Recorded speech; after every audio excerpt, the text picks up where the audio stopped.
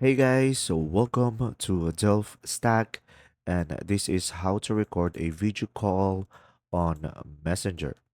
So guys, if you ever wondered to do this, we have to use third-party application into our device.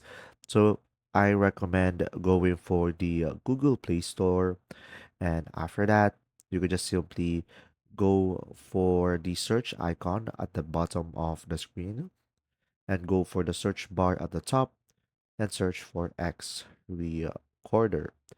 So from here, I recommend selecting this specific application over here, guys.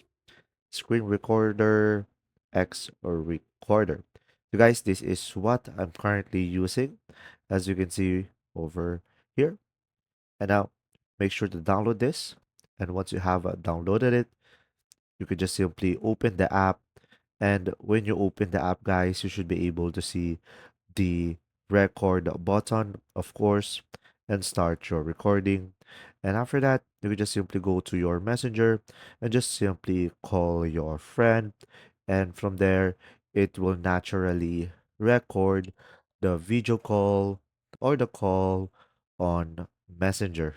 If you found this video helpful, please like and subscribe.